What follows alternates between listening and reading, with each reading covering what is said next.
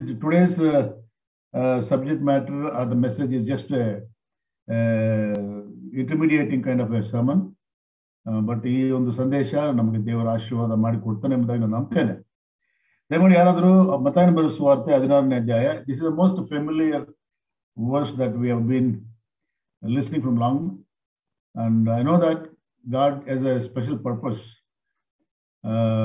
Every time when we meet he speaks. ದೇವರು ಮಾತನಾಡಿದ್ರೆ ಆ ಮಾತಿನ ಜೀವ ಇದೆ. ಅದು ನಮ್ಮ ಆತ್ಮಗಳನ್ನ ಅದು ಬಲಪಡಿಸುವಂಥದ್ದು, ನಮ್ಮ ನಂಬಿಕೆಯನ್ನು ದೃಢಪಡಿಸುವಂಥದ್ದು, ನಮ್ಮ ನಿರೀಕ್ಷೆಯನ್ನ ಅದು ಬಲಪಡಿಸುವಂಥದ್ದಾಗಿದೆ. ಸೊ ಇವತ್ತು ನಾವು ಒಂದು ಸಂದೇಶಕ್ಕೋಸ್ಕರವಾಗಿ ಆರಿಸಿಕೊಂಡಂಥ ವಾಕ್ಯ ಭಾಗ ಮತ್ತಾಯನ ಬರೆದ ಸುವಾರ್ತೆ 16ನೇ ಅಧ್ಯಾಯ 13ನೇ ವಚನದಿಂದ 20ನೇ ವಚನದವರೆಗೆ ದಯಮಾಡಿ ಯಾರಾದ್ರು ಓದ್ರಿ. ಅದರಲ್ಲಿ ಒಂದು ಅಂಶ, ಅನೇಕ ಅಂಶಗಳು ನಾವು ನೋಡ್ತೇವೆ, ಅದರ ಒಂದು ಅಂಶವನ್ನ ಇವತ್ತು ನಾವು ಡೀಲ್ ಮಾಡ್ಲಿಕ್ಕಿದ್ದೇವೆ. Can someone read this passage? ಯೇಸು ಫಿಲಿಪ್ಪನ ಕೈಸರಯ್ಯ ಎಂಬ ಪಟ್ಟಣದ ಪ್ರಾಂತ್ಯಕ್ಕೆ ಬಂದಾಗ ಜನರು ಮನುಷ್ಯಕುಮಾರನೆಂಬ ನನ್ನನ್ನು ಯಾರು ಅನ್ನುತ್ತಾರೆ ಎಂದು ತನ್ನ ಶಿಷ್ಯರನ್ನ ಕೇಳಿದ್ದಕ್ಕೆ ಅವರು, ನಿನ್ನನ್ನು ಕೆಲವರು ಸ್ನಾನಿಕನಾದ ಯೋಹಾನನು ಅನ್ನುತ್ತಾರೆ, ಕೆಲವರು ಎಲೀಯನು ಅನ್ನುತ್ತಾರೆ, ಬೇರೆ ಕೆಲವರು ಯೆರೆಮೀಯನು ಇಲ್ಲವೇ ಪ್ರವಾದಿಗಳಲ್ಲಿ ಒಬ್ಬನು ಅನ್ನುತ್ತಾರೆ ಎಂದು ಹೇಳಿದರು. ಆತನು ಅವರನ್ನ, ಆದ್ರೆ ನೀವು ನನ್ನನ್ನ ಯಾರನ್ನುತ್ತೀರಿ ಎಂದು ಕೇಳಲಾಗಿ ಸೀಮೋನ್ ಪೇತ್ರನು, ನೀನು ಬರಬೇಕಾಗಿರುವ ಕ್ರಿಸ್ತನು, ಜೀವಸ್ವರೂಪನಾದ ದೇವರ ಕುಮಾರನು ಎಂದು ಉತ್ತರ ಕೊಟ್ಟನು. ಅದಕ್ಕೆ ಯೇಸು, ಯೋನನ ಮಗನಾದ ಸೀಮೋನನೇ, ನೀನು ಧನ್ಯನು. ಈ ಗುಟ್ಟು ನಿನಗೆ ತಿಳಿಸಿದವರು ನರಮನುಷ್ಯನಲ್ಲ, ಪರಲೋಕದಲ್ಲಿರುವ ನನ್ನ ತಂದೆಯೇ ತಿಳಿಸಿದನು. ಮತ್ತು ನಾನು ನಿನಗೆ ಒಂದು ಮಾತನ್ನ ಹೇಳುತ್ತೇನೆ, ಅದೇನೆಂದ್ರೆ, ನೀನು ಪೇತ್ರನು, ಈ ಬಂಡೆಯ ಮೇಲೆ ನನ್ನ ಸಭೆಯನ್ನ ಕಟ್ಟುವೆನು, ಪಾತಾಳ ಲೋಕದ ಬಲವು ಅದನ್ನ ಸೋಲಿಸಲಾರದು. ಪರಲೋಕ ರಾಜ್ಯದ ಬೀಗದ ಕೈಗಳನ್ನ ನಿನಗೆ ಪರಲೋಕದಲ್ಲಿಯೂ ಕಟ್ಟಿರುವುದು, ಮತ್ತು ಭೂಲೋಕದಲ್ಲಿ ನೀನು ಯಾವುದನ್ನ ಬಿಚ್ಚುತ್ತೀಯೋ ಅದು ಪರಲೋಕದಲ್ಲಿಯೂ ಬಿಚ್ಚಿರುವುದು ಅಂದನು. ಆಗ ಆತನು, ನಾನು ಕ್ರಿಸ್ತನಾಗಿದ್ದೇನೆಂಬುದನ್ನ ಯಾರಿಗೂ ಹೇಳಬೇಡಿರಿ ಎಂದು ಶಿಷ್ಯರಿಗೆ ಖಂಡಿತವಾಗಿ ಹೇಳಿದನು. Thank you sister. ಈ ಒಂದು ವಾಕ್ಯ ಭಾಗದಲ್ಲಿ ರಕ್ಷಕನಾಗಿರುವಂತಹ ಯೇಸು ಕ್ರಿಸ್ತನು ತನ್ನ ಶಿಷ್ಯರಿಗೆ 2 ಪ್ರಶ್ನೆಗಳನ್ನ ಕೇಳ್ತಾನೆ. ಅದಕ್ಕೆ ಅವರು ಉತ್ತರವನ್ನು ಕೊಡ್ತಾರೆ. ಉತ್ತರವನ್ನು ಕೊಟ್ಟ ಮೇಲೆ ದೇವರು ತುಂಬಾ ಸಂತೋಷ ಪಡುವುದನ್ನು ಕೂಡ ನಾವು ನೋಡ್ತಾ ಇದ್ದೇವೆ. ಯಾಕಂತಂದ್ರೆ ಆತನು ಈ ಲೋಕವನ್ನು ಬಿಟ್ಟು ಹೋಗುವಂತ ಸಮಯ ಈಗಾಗಲೇ ಬಂದಿದೆ. ಆದ್ದರಿಂದ ಶಿಷ್ಯರು ತನ್ನ ಕುರಿತಾಗಿ ಏನು ತಿಳ್ಕೊಂಡಿದ್ದಾರೆ ಎನ್ನುವಂಥದ್ದು ಮುಖ್ಯವಾಗಿ ಸ್ವಾಮಿಗೆ ಬೇಕಾಗಿತ್ತು. ಆ ಉತ್ತರವು ಕೂಡ ಸ್ವಲ್ಪ ಮಟ್ಟಿಗೆ ಸಮಾಧಾನ ತರುವಂತದ್ದಾಗಿ ಇತ್ತು ಎಂಬುದಾಗಿ ನಾವು ನೋಡ್ತೇವೆ. ಆದ್ರೆ ಉತ್ತರ ಸಿಕ್ಕಿದ ಮೇಲೆ ಸ್ವಾಮಿ ಹೇಳ್ತಾ ಇದ್ದಾನೆ 20ನೇ ವಚನದಲ್ಲಿ, ಆಗ ಆತನು, ನಾನು ಕ್ರಿಸ್ತನಾಗಿದ್ದೇನೆಂಬುದನ್ನು ಯಾರಿಗೂ ಹೇಳ್ಬೇಡ್ರಿ ಎಂದು ಶಿಷ್ಯರಿಗೆ ಖಂಡಿತವಾಗಿ ಹೇಳಿದನು. ಅಸಲು ಯೇಸು ಕ್ರಿಸ್ತನ ಈ ಲೋಕಕ್ಕೆ ಬಂದಿರುವಂತಹ ಉದ್ದೇಶ ಏನು? ತನ್ನನ್ನು ತಾನು ಪ್ರಕಟಿಸಿಕೊಳ್ಳಿಕ್ಕೆ ಬಂದಿದ್ದಾನೆ. ಮತ್ತು ದೇವರ ರಾಜ್ಯ ಸಮೀಪಿಸಲ್ಪಟ್ಟಿದೆ, ದೇವರ ಕಡೆಗೆ ತಿರುಗಿಕೊಳ್ಳ್ರಿ ಎಂಬುದಾಗಿ ಪ್ರಾರಂಭ ಮಾಡಿ ಆತನು ಮೆಸ್ಸಿಯ ಏನು, ಆತನು ಕ್ರಿಸ್ತನು ಎಂಬುದಾಗಿ ಅನೇಕ ತರವಾಗಿರುವಂತ ಪ್ರೂಫ್ಗಳ ಮುಖಾಂತರವಾಗಿ ಸಾಬೀತುಪಡಿಸಿದ್ದಾನೆ. ಬೋಧನೆಯ ಮುಖಾಂತರವಾಗಿ, ಆತನು ಮಾಡಿರುವಂತಹ ಅದ್ಭುತ ಕಾರ್ಯಗಳು, ಸೂಚಕ ಕಾರ್ಯಗಳ ಮುಖಾಂತರವಾಗಿ, ಮತ್ತು ಅನೇಕ ಪ್ರಶ್ನೆಗಳಿಗೆ ಉತ್ತರವನ್ನು ಕೊಡೋದ್ರ ಮುಖಾಂತರವಾಗಿ. ಆತನು ಕೇವಲ ಮನುಷ್ಯ ಮಾತ್ರದವನು ಅಲ್ಲವೇ ಅಲ್ಲ. ಅದರಲ್ಲೂ ಕೂಡ ಯೋಹಾನನ ಬರೆದ ಸುವಾರ್ತೆ 6ನೇ ಅಧ್ಯಾಯಕ್ಕೆ ಬಂದ್ರೆ ಹಲವಾರು ಸರಿ ಸ್ವಾಮಿ ಹೇಳ್ತಾನೆ, ನೀವು ಈ ಭೂಲೋಕದವರು, ನಾನು ಈ ಭೂಲೋಕದವನು ಅಲ್ಲವೇ ಅಲ್ಲ, ನಾನು ಮೇಲಿಂದ ಬಂದಿರುವಂತವನು, ತಂದೆಯಿಂದ ಕಳಿಸಲ್ಪಟ್ಟಂತವನು. ಅದನ್ನ ಪದೇ ಪದೇ ಹೇಳ್ತಾ ಇದ್ದಾನೆ. ಯಾತಕ್ಕೆ ಹೇಳ್ತಾನೆ ಅಂತಂದ್ರೆ, ತನ್ನನ್ನು ಕುರಿತಾಗಿ ಪ್ರಕಟಣೆ ಮಾಡ್ಕೊಳ್ಳಿಕ್ಕೆ ಬಂದಿದ್ದರಿಂದ ಆ ಒಂದು ಪ್ರಕಟಣೆ ಸ್ಪಷ್ಟವಾಗಿ ಜನರಿಗೆ ಅರ್ಥ ಆಗ್ಲಿ. ಯಾಕಂದ್ರೆ ಆತನನ್ನ ತಿಳಿಯುವಂಥದ್ದೇ ನಿತ್ಯ ಜೀವ, ಯೇಸು ಕ್ರಿಸ್ತನ ಅರಿಯುವಂಥದ್ದೇ ನಿತ್ಯ ಜೀವ ಅಂತ ನೋಡ್ತಾ ಇದ್ದೇವೆ. ಆ ನಿತ್ಯ ಜೀವ ಎಲ್ಲರೂ ಪಡ್ಕೊಳ್ಳಿ ಅನ್ನೋಂಥ ಉದ್ದೇಶದಿಂದ ಆತನು ತನ್ನ ಒಂದು ಸೇವೆಯನ್ನ ಪ್ರಾರಂಭ ಮಾಡ್ತಾನೆ. ಆದ್ರೆ ವಿಚಿತ್ರವಾಗಿರೋ ಸಂಗತಿ ಏನಪ್ಪಾ ಅಂತಂದ್ರೆ, ಈಗ ನಾವು ನೋಡ್ತಾ ಇದ್ದೇವೆ 20ನೇ ವಚನದಲ್ಲಿ ಪೇತ್ರನು ಅರಿಕೆ ಮಾಡ್ತಾನೆ, ನೀನು ಕ್ರಿಸ್ತನ್ ಅಂತ ಹೇಳಿ, ಆದ್ರೆ ಇದನ್ನ ಯಾರಿಗೂ ಹೇಳ್ಬೇಡ್ರಿ ಅಂತ ಹೇಳುವಂಥದ್ದನ್ನ ನೋಡ್ತೇವೆ. It is just paradoxical statement. It is.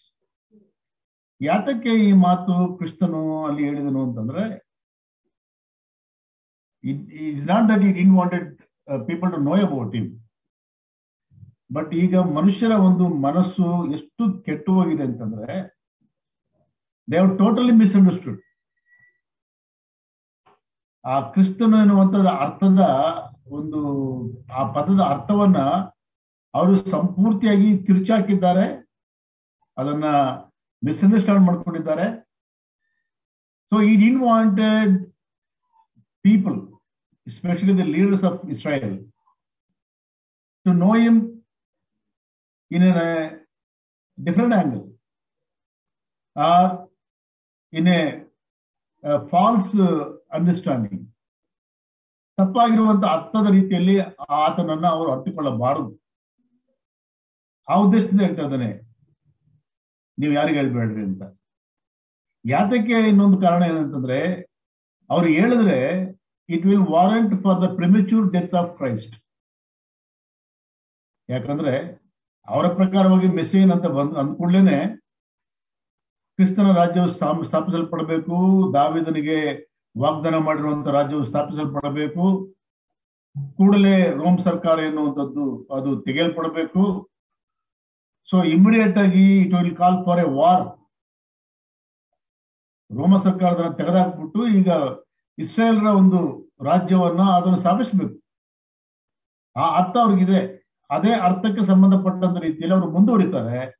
ಆ ರೀತಿಯಾಗಿ ಅಲ್ಲಿ ಮುಂದುವರೆದ್ರೆ ಬ್ಲಡ್ ಶೆಡ್ ಆಗುತ್ತೆ ಅಷ್ಟೇ ಹೊರತು ಕರ್ತನ ಉದ್ದೇಶ ನೆರವೇರೋದಿಲ್ಲ. ಆದ್ರಿಂದ so that was not time for him to make this announcement. ಯಾಕಂದ್ರೆ people they will misunderstand this one and many mishap will happen, the bloodshed will happen. ಆದ್ರೆ ಆಗ್ಬಾರ್ದು ಅಂತ ಹೇಳಿ ದೇವ್ರ ಏನ್ ಮಾಡ್ತಾ ಅವಾಯ್ಡ್ ಮಾಡಿ ಯಾರು ಹೇಳ್ಬೇಡ ಅಂತ ಹೇಳ್ತಾ ಇದ್ದಾರೆ. So now let's come to the context of this passage. 13ನೇ ವಚನದಲ್ಲಿ ನೋಡ್ತಾ ಇದ್ದೇವೆ, ಯೇಸು ಫಿಲಿಪ್ಪ ಕೈಸರೆ ಎಂಬ ಪಟ್ಟಣದ ಪ್ರಾಂತಕ್ಕೆ ತನ್ನ ಶಿಷ್ಯರೊಟ್ಟಿಗೆ ಬಂದಾಗ. ಈ ಫಿಲಿಪ್ಪ ಕೈಸರೆ ಎನ್ನುವಂಥದ್ದು ಇದು ಇಸ್ರಾಯೇಲ್ ದೇಶಕ್ಕೆ ಸಂಬಂಧಪಟ್ಟಿರುವಂತಹ ಒಂದು ಪಟ್ಟಣ ಅಲ್ಲ. ಇದು ಆಕ್ಚುಯಲ್ ಆಗಿ ಅನ್ಯ ರಾಷ್ಟ್ರ.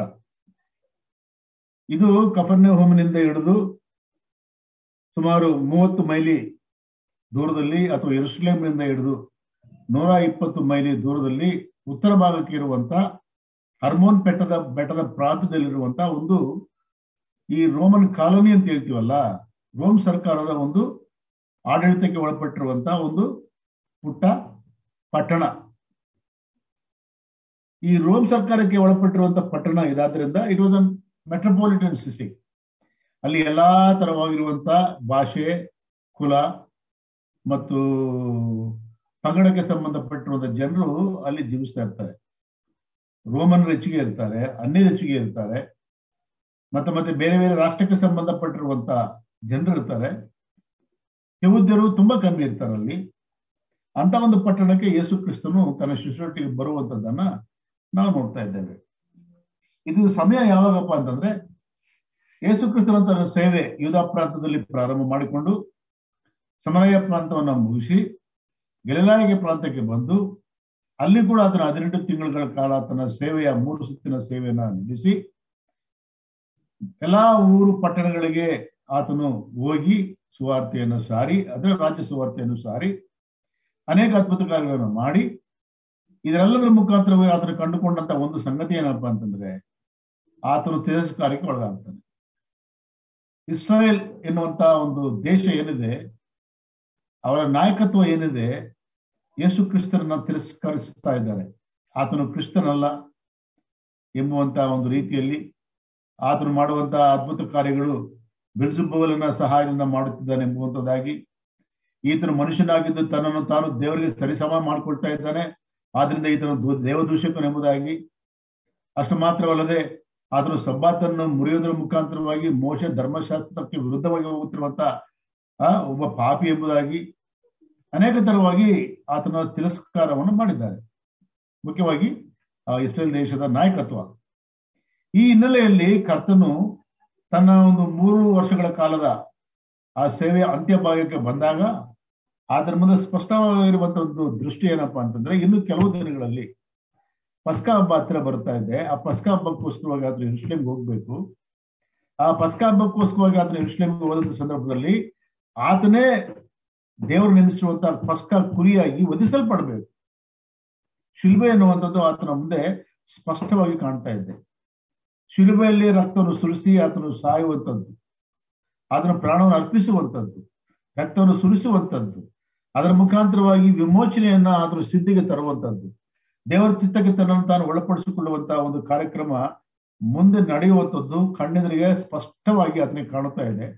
ಅದಕ್ಕಿಂತ ಮೊದಲು ತನ್ನ ಶಿಷ್ಯರೊಟ್ಟಿಗೆ ಸಮಯವನ್ನು ಕಳಲಿಕ್ಕೋಸ್ಕರವಾಗಿ ತೀರ್ಮಾನ ಮಾಡಿ, ಇಸ್ರಾಯೇಲ್ ದೇಶದಲ್ಲಿ ಇದ್ರೂ ಕೂಡ ಅಲ್ಲಿ ಗುಂಪು ಗುಂಪಾಗಿ ಜನರು ಸೇರಿ ಬರುವುದರಿಂದ ಅವರನ್ನ ಪ್ರತ್ಯೇಕವಾಗಿ ಒಂದು ಸ್ಥಳಕ್ಕೆ ಕರ್ಕೊಂಡು ಹೋಗ್ತಾ ಇದ್ದಾನೆ. ಯಾರ ಒಂದು ಗದ್ದಲ ಅಲ್ಲಿ ಇರಬಾರ್ದು, ಯಾರ ಒಂದು ಇಂಟರ್ವೆನ್ಷನ್ ಅಲ್ಲಿ ಇರಬಾರ್ದು, ಶಿಷ್ಯರೊಟ್ಟಿಗೆ ಸಮಯವನ್ನು ಕಳಿಬೇಕು. ಉದ್ದೇಶ, ನಾನು ಹೊರಟೋಗ್ತಾ ಇದ್ದೇನೆ, ಈ ಶಿಷ್ಯರನ್ನು ಸಿದ್ಧಪಡಿಸಬೇಕು, ಇವರ ಮುಖಾಂತರವಾಗಿ ಇನ್ನು ಮುಂದೆ ಲೋಕದಲ್ಲಿ ಸುವಾರ್ತೆ ಸಾರಲ್ಪಡಬೇಕು, ಸಭೆ ಸ್ಥಾಪಿಸಲ್ಪಡಬೇಕು, ತನ್ನ ಕುರಿತಾಗಿರುವಂತಹ ಸಂದೇಶವನ್ನ ಇವರು ತೆಕ್ಕೊಂಡು ಹೋಗ್ಬೇಕು.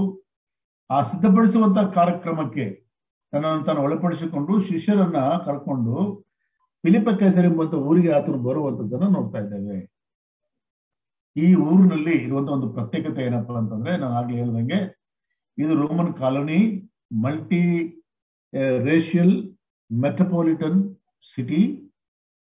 ಮತ್ತು ಎಲ್ಲೆಲ್ಲಿ ಮೆಟ್ರೋಪಾಲಿಟನ್ ಸಿಟಿ ಇರ್ತದೆ, ಎಲ್ಲಿ ಮಲ್ಟಿ ರೇಷಿಯಲ್ ಇರುತ್ತೆ, that city naturally will be filled with sin. ಪಾಪದಿಂದ ತುಂಬಿರುವಂತ ಒಂದು ಪಟ್ಟಣ. ಅಷ್ಟು ಮಾತ್ರವಲ್ಲ, ಈ ಸ್ಥಳದಲ್ಲಿ ಅನೇಕ ತರವಾಗಿರುವಂತಹ ವಿಗ್ರಹಾರಾಧನೆ ಕೂಡ ಅಲ್ಲಿರುವಂತದ್ದು ನೋಡ್ತದೆ. ಪ್ರಾಮುಖ್ಯವಾಗಿ ಮೊದಲನೇದಾಗಿ ಬಾಲ್ ಎಂಬುವಂತ ದೇವತೆಯನ್ನ ಇಲ್ಲಿ ಆರಾಧಿಸುವಂತ ದೊಡ್ಡ ಜನಾಂಗ ಇರ್ತದೆ. ಎರಡನೇದಾಗಿ ಪ್ಯಾನ್ ಗಾಡ್ ಎನ್ನುವಂತ ದೇವತೆ ಕೂಡ ಈ ಪಟ್ಟಣ ಪ್ರಸಿದ್ಧಿ. ಪ್ಯಾನ್ ಗಾಡ್ ಅಂತಂದ್ರೆ ಅರ್ಧ ಆಡು ಅರ್ಧ ಮನುಷ್ಯ. ನಮ್ಮಲ್ಲಿ ಹೆಂಗೆ ಗಣಪತಿ ಅರ್ಧ ತಲೆ ಸಿಂಹದ ಅರ್ಧ ಆನೆ ತಲೆ ಮತ್ತೆ ಮಿಕ್ಕಿರುವಂತಹದ್ದು ಮನುಷ್ಯನ ಶರೀರವಾಗಿದೆಯೋ, ಅದೇ ರೀತಿಯಾಗಿ ಪ್ಯಾನ್ ಗಾಡ್ ಎನ್ನುವಂತ ಒಂದು ದೇವತೆ ಕೂಡ ಅಲ್ಲಿದ್ದಾರೆ. ಅದು ಓತದ ತಲೆ, ಆಡು ಓತ ಇರುತ್ತಲ್ಲ ಅದರ ತಲೆ, ಶರೀರ ಮಾತ್ರ ಮನುಷ್ಯನೊಂದು, ಅದೊಂದು ದೇವರು.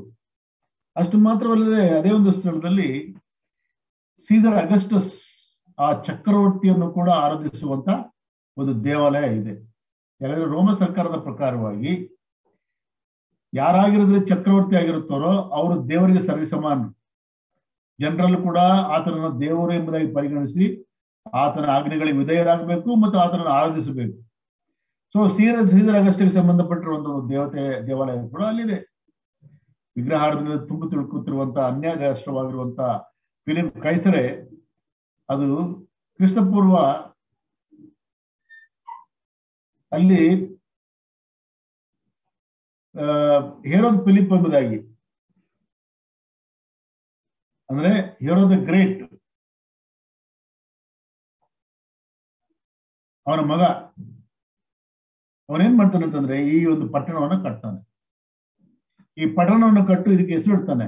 ಏನ್ ಹೆಸರಿಡ್ತಾನೆ ಅಂತಂದ್ರೆ ಸೀಸರ್ ಫಿಲಿಪ್ ಅಂತೇಳಿ, ಕೈಸರೆ, ಫಿಲಿಪ ಕೈಸರೆ ಅಂತೇಳಿ. ಫಿಲಿಪ ಎನ್ನುವಂಥದ್ದು ಹೇರೋದನ ಮಗನ ಹೆಸರು, ಕೈಸರ್ ಎನ್ನುವಂಥದ್ದು ರೋಮ್ ಸರ್ಕಾರದ ಚಕ್ರವರ್ತಿಯ ಹೆಸರು. ಈ ಎರಡು ಹೆಸರುಗಳನ್ನ ಕೂಡ ಕೂಡಿಸಿಕೊಂಡು ಈ ಫಿಲಿಪ್ ಕೈಸರ್ ಎಂಬುವಂತ ಹೆಸರನ್ನಿಟ್ಟು ಈ ಪಟ್ಟಣವನ್ನ ಅಲ್ಲಿ ಕಟ್ಟಿ ಅದನ್ನ ಅಭಿವೃದ್ಧಿಪಡಿಸಿರುವಂತದ್ದನ್ನ ನಾವು ನೋಡ್ತಾ ಇದ್ದೇವೆ.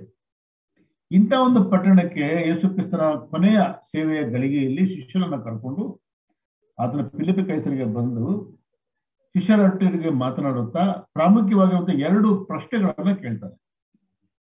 ಮೊದಲನೇ ಪ್ರಶ್ನೆ 13ನೇ ವಚನದಲ್ಲಿದೆ. ಏನಂತ ಅಂದ್ರೆ, ಮೊದಲನೇ ಪ್ರಶ್ನೆ, ಜನರು ಮನುಷ್ಯ ಕುಮಾರನೆಂಬ ನನ್ನನ್ನು ಯಾರು ಅನ್ನುತ್ತಾರೆ? ಈ ಪ್ರಶ್ನೆ ಹೆಂಗಪ್ಪ ಇದೆ ಅಂತಂದ್ರೆ ಪ್ರಶ್ನೆಯಲ್ಲಿ ಉತ್ತರ ಕೂಡ ಇದೆ. ಉತ್ತರ ಯಾವುದು? ಯೇಸು ಕ್ರಿಸ್ತನ ಮನುಷ್ಯ ಕುಮಾರನು. ಆತನಿಗೆ ದೇವಕುಮಾರನ್ ಎಂಬುದಾಗಿ ಹೆಸರಿದೆ, ಮನುಷ್ಯ ಕುಮಾರ್ ಎಂಬುದಾಗಿ ಹೆಸರಿದೆ. ಯಾಕಂದ್ರೆ ಆತನು ಮನುಷ್ಯನಾಗಿ ಬಂದಿರುವಂತವನು. ಈ ಪ್ರಶ್ನೆಯಲ್ಲಿ ಮನುಷ್ಯ ಕುಮಾರನಾಗಿರುವಂತ ನನ್ನನ್ನ ಜನರು ಏನ್ ಹೇಳ್ತಾ ಇದ್ದಾರೆ? ಈ ಪ್ರಶ್ನೆಯಲ್ಲೇ ಉತ್ತರ ಇದೆ. ಅದನ್ನ ಆ ಪ್ರಶ್ನೆನ ರೂಪದಲ್ಲಿ ಶಿಷ್ಯರಿಗೆ ಆತನು ಹಾಕುವಂಥದ್ದು ನೋಡ್ತಾ ಇದ್ದೇವೆ.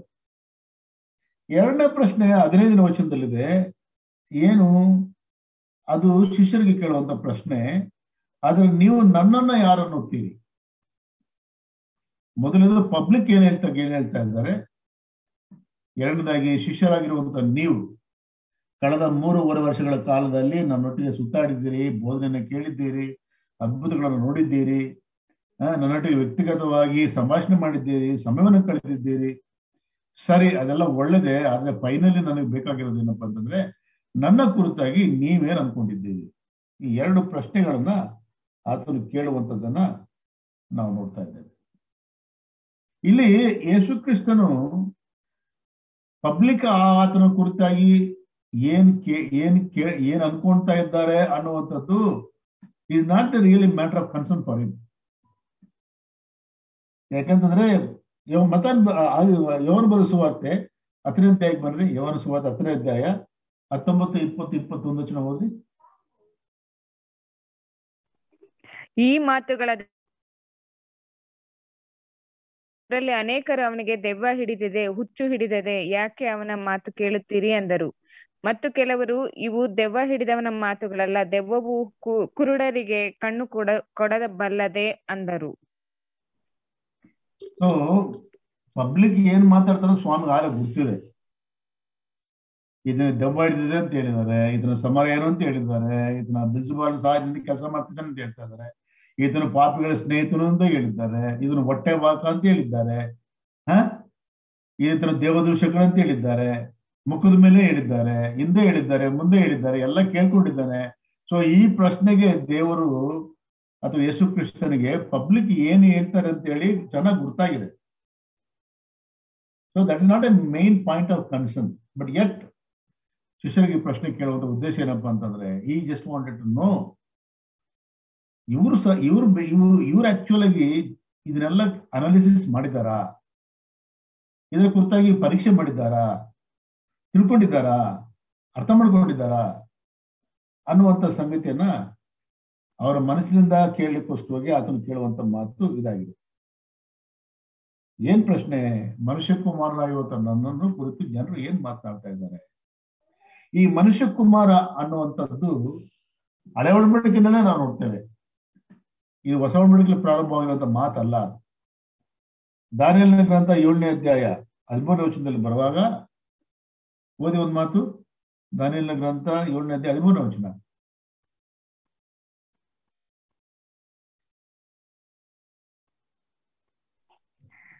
ನಾನು ಕಂಡ ರಾತ್ರಿಯ ಕನಸಿನಲ್ಲಿ ಈಗೋ ಮನುಷ್ಯ ಕುಮಾರನಂತಿರುವವನು ಆಕಾಶದ ಮೇಘಗಳೊಂದಿಗೆ ಬಂದು ಆ ಮಹಾವೃದ್ಧನನ್ನು ಸಮೀಪಿಸಿದನು, ಅವನನ್ನು ಆತನ ಸನ್ನಿಧಿಗೆ ತಂದರು.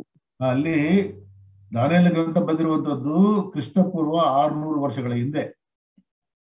600 ವರ್ಷಗಳ ಹಿಂದೆನೆ ಮನುಷ್ಯ ಕುಮಾರನ ಕುರಿತಾಗಿ ದಾನಿಯೇಲನು ಮಾತನಾಡ್ತಾ ಇದ್ದಾನೆ. ಅದು ನಮ್ಮ ರಕ್ಷಕರಾದ ಯೇಸು ಕ್ರಿಸ್ತನು 2ನೇ ಬರೋಣದ 1ನೇ ಭಾಗದಲ್ಲಿ ಮಧ್ಯಾಕಾಶಕ್ಕೆ ಅಥವಾ ಅಂತರಿಕ್ಷಕ್ಕೆ ಬರುವಂತ ಒಂದು ಚಿತ್ರ.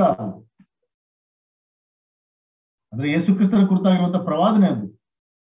ಮನುಷ್ಯ ಕುಮಾರ ಎಂಬುದಾಗಿ ಹೇಳುವಂಥದ್ದು ರಕ್ಷಕನಾಗಿರುವುದು ಯೇಸು ಕ್ರಿಸ್ತನ ಕುರಿತಾಗಿರುವಂತ ಪ್ರವಾದನೆ. ಅದನ್ನೇ ಮತ್ತಾಯನ ಬರೆದ ಸುವಾರ್ತೆ 24ನೇ ಅಧ್ಯಾಯ 30 ನೋಡ್ತೇವೆ. ಅದೇ ಮಾತೆ ಹೇಳ್ರಿ, ಹೋದ್ರಿ 24:30. ಆಗ ಮನುಷ್ಯ ಕುಮಾರನನ್ನ ಸೂಚಿಸುವ ಗುರುತು ಆಕಾಶದಲ್ಲಿ ಕಾಣಬರುವುದು. ಆಗ ಭೂಲೋಕದಲ್ಲಿರುವ ಎಲ್ಲಾ ಕುಲದವರು ಎದೆ ಬಡುಕೊಳ್ಳುವರು ಮತ್ತು ಮನುಷ್ಯ ಕುಮಾರನು ಬಲದಿಂದಲೂ ಬಹು ಮಹಿಮೆಯಿಂದಲೂ ಆಕಾಶದ ಮೇಘಗಳ ಮೇಲೆ ಬರುವುದನ್ನ ಕಾಣುವರು. ಸೊ ಸೇಮ್ ಥಿಂಗ್ 600 ವರ್ಷಗಳಿಂದ ಹೇಳಿರುವಂತದ್ದು ಮತ್ತಾಯನ ಬರೆದ ಸುವಾರ್ತೆಯಲ್ಲಿ ಮತ್ತೆ ರಿಪೀಟ್ ಆಗುವಂತ ನೋಡ್ತೇವೆ. ಅದನ್ನೇ ಸ್ನಾನಿಕನಾಗಿರುವಂತ ಯೋಹಾನನು ಕೂಡ ಯೋಹಾನ ಬರೆದ ಸುವಾರ್ತೆ 1ನೇ ಅಧ್ಯಾಯ 34ನೇ ವರ್ಷದಲ್ಲಿ ಈ ಟೆಸ್ಟಿಫೈಸ್. ಏನ್ ಟೆಸ್ಟಿಫಿಕೇಶನ್ ಇದೆ ನೋಡಿ.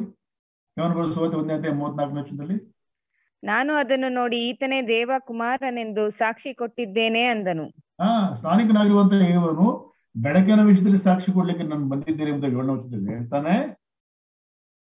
ಅದಾದ್ಮೇಲೆ ಯೇಸು ಕ್ರಿಸ್ತನನ್ನ ದೀಕ್ಷಾ ಸ್ಥಾನಕ್ಕೆ ಒಳಪಡಿಸುವಂತ ಸಂದರ್ಭದಲ್ಲಿ ಆಕಾಶದಿಂದ ಪಾರಿವಾಳದಂತ ಆತ್ಮ ಇಳಿದು ಬರುವಂತದ್ದು ಮತ್ತು ಆಕಾಶದಿಂದ ಈತನೇ ನನ್ನ ಪ್ರಿಯ ಕುಮಾರನು ಎಂಬುವಂಥದ್ದು ಕೇಳಿ ಸ್ನಾನಿಕನಾಗಿರುವಂತ ಯೋಹಾನನು ಬರಬೇಕಾಗಿರುವಂತ ಮನುಷ್ಯ ಕುಮಾರನು ಈತನೇ ಎಂಬುದಾಗಿ ಆತನ ಖಚಿತಪಡಿಸಿಕೊಂಡು ಜನರಿಗೆ ಆತನನ್ನು ತೋರಿಸುವಂತದ್ದನ್ನು ನೋಡ್ತಾ ಇದ್ದೇವೆ. ಅದನ್ನ ಯೋಹಾನ ಬರೆದ ಸುವಾರ್ತೆ 1ನೇ ಅಧ್ಯಾಯ 49ನೇ ವಚನದಲ್ಲಿ ಒಂದು ಮಾತನಾಡ್ರಿ.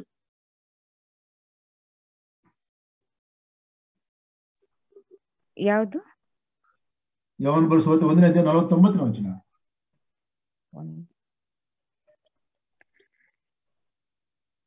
ಅದಕ್ಕೆ ನತಾನಯೇಲನು, ಗುರುವೇ, ನೀನು ದೇವಕುಮಾರನು ಸರಿ, ನೀನೇ ಇಸ್ರಾಯೇಲಿನ ಅರಸನು ಅಂದನು. ನೋಡಿ, ನತಾನಯೇಲ್ ಕೂಡ ಹೇಳ್ತಾ ಇದ್ದಾನೆ. ಏನ್ ಹೇಳ್ತಾ ಇದ್ದಾನೆ? ನೀನೇ ಮನುಷ್ಯ ಕುಮಾರನು ಎಂಬುವಂತ ಮಾತನ್ನ ಆತನು ಹೇಳುವಂಥದ್ದು ನೋಡ್ತಾ ಇದ್ದೇವೆ. ಇದರ ಇಲ್ಲನೇ ಏನು ನಾವು ಗಮನಿಸುವಾಗ ಇಲ್ಲಿ ಯೋಹಾನ ಮತ್ತು ಅಂದ್ರೇಯನು ಮತ್ತು ಇನ್ನೊಬ್ಬ ಯಾರು ಬರೆಸುವಂತೆ ಇಬ್ಬರು, ಯೋಹಾನನು, ಅಂದ್ರೇಯನು ಮತ್ತು ಯೋಹಾನನು ಇಬ್ಬರು ಕೂಡ ಯೇಸು ಕ್ರಿಸ್ತನೊಟ್ಟಿಗೆ ಒಂದು ರಾತ್ರಿಯನ್ನ ಕಳೀತಾರೆ. ಆ ಸಂದರ್ಭದಲ್ಲಿ ಯೇಸು ಕ್ರಿಸ್ತನೊಟ್ಟಿಗೆ ಅವರು ಮಾತನಾಡ್ತಾರೆ. ಆ ಮಾತಾಡಿದ ಸಂದರ್ಭದಲ್ಲಿ ರಾತ್ರಿ ಏನಾಗ್ತದೋ ನಮಗ್ ಗೊತ್ತಿಲ್ಲ. ಒಟ್ಟಿನಲ್ಲಿ ಇವರಿಬ್ಬರು ಏನ್ ಮಾಡ್ತಾರಪ್ಪ ಅಂತಂದ್ರೆ, ನಾವು ಮೆಸ್ಸೈಯನನ್ನ ಕಂಡುಕೊಂಡಿದ್ದೇವೆ ಎಂಬುದಾಗಿ ಅವರು ಹೇಳುವಂಥದ್ದು ನೋಡ್ತಾ ಇದ್ದೇವೆ. ಮೆಸ್ಸೈಯನನ್ನ ಕಂಡುಕೊಂಡ ಮೇಲೆ ಏನ್ ಮಾಡ್ತಾನೆ? ಅಂದ್ರೇನು ಹೋಗ್ಬಿಟ್ಟು ಸಿಮೋನ್ ಪೇತ್ರನಾಗಿರುವಂತ ತಮ್ಮನನ್ನ ಕರ್ಕೊಂಡ್ ಬರ್ತಾನೆ. ಯೋಹಾನನ ಹೋಗ್ಬಿಟ್ಟು ಏನ್ ಮಾಡ್ತಾ ಇದ್ದಾನೆ?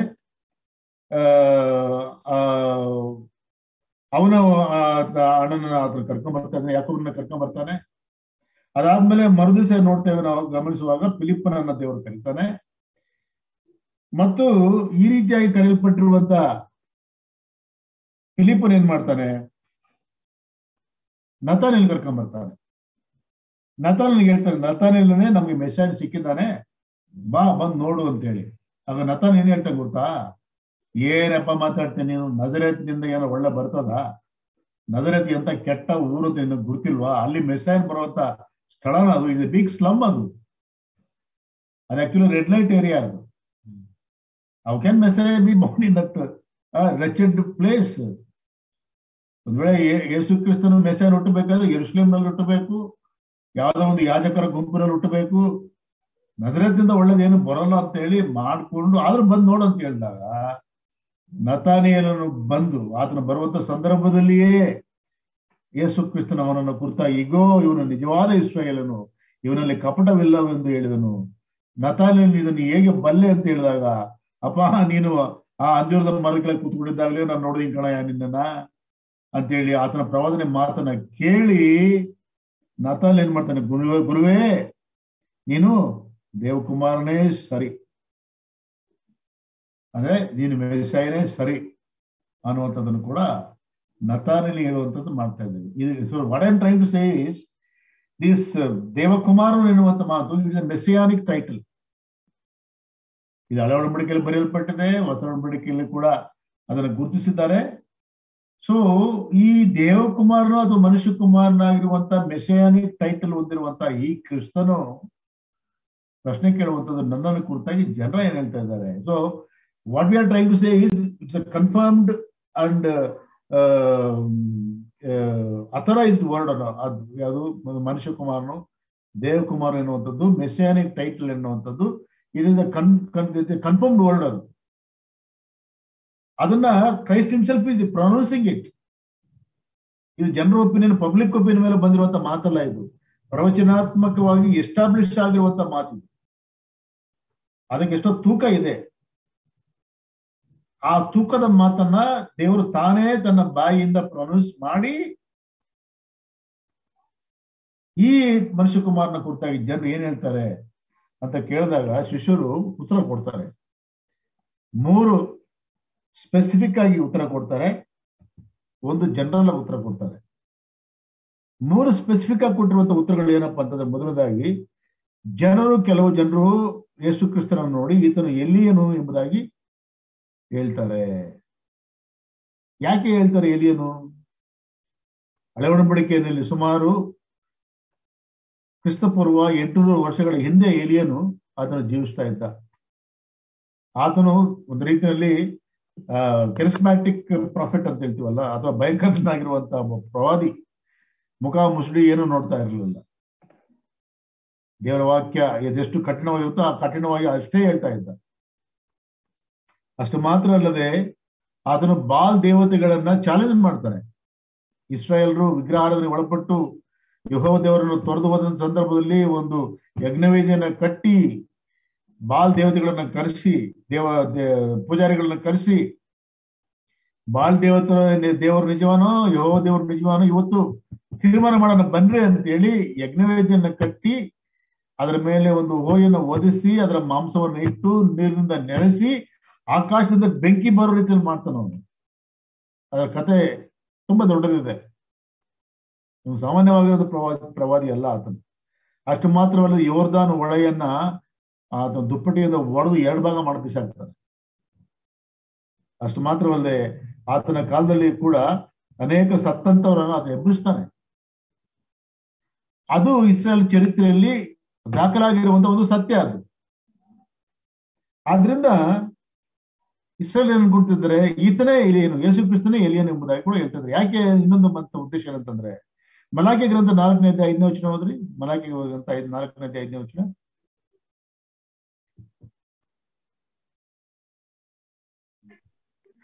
ನಾನು ಬಂದು ದೇಶವನ್ನ ಶಾಪದಿಂದ ಹತ ಮಾಡದಂತೆ ಯೆಹೋವನ ಆಗಮನದ ಭಯಂಕರವಾದ ಮಹಾದಿನವು ಬರುವುದಕ್ಕೆ ಮುಂಚೆಯೇ ಪ್ರವಾದಿಯಾದ ಎಲೀಯನನ್ನ ನಿಮ್ಮ ಬಳಿಗೆ ಕಳುಹಿಸುವೆನು. ಒಂದು ಪ್ರವಚನ ಇದೆ ಮಲಾಕಿ ಗ್ರಂಥದಲ್ಲಿ. ದೇವರ ಉಗ್ರತೆ ಈ ಲೋಕಕ್ಕೆ ಬೀಳೋದಕ್ಕಿಂತ ಮೊದಲು ಪ್ರವಾದಿಯಾಗಿರುವಂತ ಎಲೀಯನನ್ನ ದೇವರು ಕಳಿಸ್ಕೊಡ್ತಾನಂತೇಳಿ ಈ ಒಂದು ಇಂಟರ್ಪ್ರಿಟೇಷನ್ ಮತ್ತೆ ಈ ಘಟನೆಗಳನ್ನ ಅವ್ರು ನೆನೆಸ್ಕೊಂಡು ಕೆಲವು ಜನ ಏನ್ ಮಾಡ್ತಿದ್ದಾರೆ ಅಂತಂದ್ರೆ, ಅಯ್ಯೋ ಎಲೀಯನನ್ನ ಕಳಿಸ್ಕೊಟ್ಟಿದ್ದಾನಪ್ಪ ದೇವರು ಅಂತೇಳಿ ಯೇಸು ಕ್ರಿಸ್ತನನ್ನು ಎಲೀಯನ್ ಎಂಬುದಾಗಿ ಕೆಲವು ಜನ ಹೇಳ್ತಾ ಇದ್ದಾರೆ. ಎರಡನೇದಾಗಿ ಕೆಲವು ಜನರು ನಾವು ನೋಡ್ತೇವೆ ಯೆರೆಮೀಯನ ಎಂಬುದಾಗಿ ಹೇಳ್ತಾ ಇದ್ದಾರೆ. ಯೆರೆಮೀಯನು ಕ್ರಿಸ್ತ ಪೂರ್ವ 600 ವರ್ಷಗಳ ಹಿಂದೆ ಆದ್ರೆ ಇದ್ದಂತ ವ್ಯಕ್ತಿ. ಅವನಿಗೆ ಇನ್ನೊಂದು ಹೆಸರು ಇದೆ ಯೆರೆಮೀಯನಿಗೆ, ಏನಂತಂದ್ರೆ ವೀಪಿಂಗ್ ಪ್ರಾಫಿಟ್ ಅಂತೇಳಿ, ಅಂದ್ರೆ ಅಳುವಂತ ಒಬ್ಬ ಪ್ರವಾದಿ.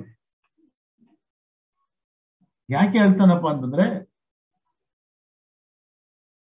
ಇಸ್ರೇಲ್ ದೇಶ ಸೆರೆಗೆ ಹೊರಟು ಹೋಗ್ತದೆ ಕ್ರಿಸ್ತಪೂರ್ವ 722ನೇ ಇಸ್ವಿನಲ್ಲಿ.